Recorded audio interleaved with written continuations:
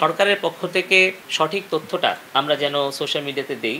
দেশ জুড়ে mobile internet সেবা বন্ধ ও ব্রডব্যান্ড সংযোগ থাকলেও ব্যবহার করা যাচ্ছে না ফেসবুক ও টিকটক। এমন অবস্থাতেও ফেসবুকে সরব উপস্থিতি রয়েছে ডাক, টেলিযোগাযোগ ও তথ্য প্রযুক্তি প্রতিমন্ত্রী জুনাইদ আহমেদ পলকের।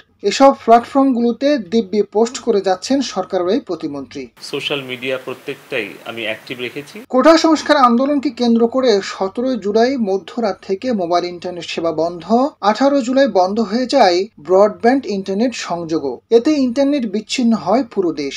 23 জুলাই ব্রডব্যান্ড ইন্টারনেট চালুর পরপরই নিজের ফেসবুক পেজ থেকে পোস্ট দেওয়া শুরু করেন প্রতিমন্ত্রী পলক।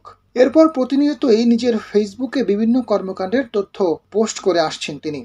দেশে এবং বিদেশে যারা গুজব এবং অপপ্রচার ছড়াচ্ছে, সাধারণ মানুষের জন্য ফেসবুক বন্ধ রেখে তিনি নিজে ব্যবহার করছেন এমন সমালোচনা আসার পর বিষয়টি নিয়ে ব্যাখ্যা দিয়েছেন প্রতিমন্ত্রী। তিনি জানান, মানুষকে সঠিক তথ্য জানাতে এবং গুজব প্রতিরোধে সামাজিক যোগাযোগ মাধ্যমগুলোতে সক্রিয় রয়েছেন। এছাড়া সরকারের গুরুত্বপূর্ণ প্রতিষ্ঠানগুলোও তার মতো সক্রিয় থাকতে পারবে। তাদেরকে আমাদের ব্যাখ্যাটা দেওয়া।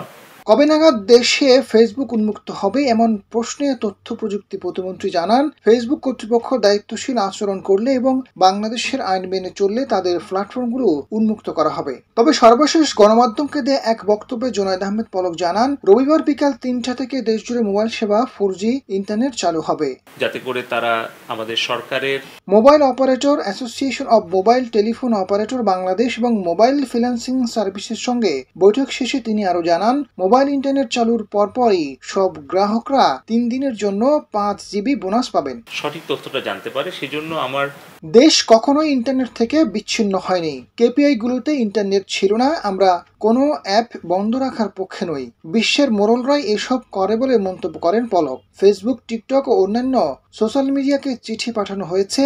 চিঠির জবাব দিতে 30 জুলাই পর্যন্ত সময় দেওয়া হয়েছে বলে জানান প্রতিমন্ত্রী।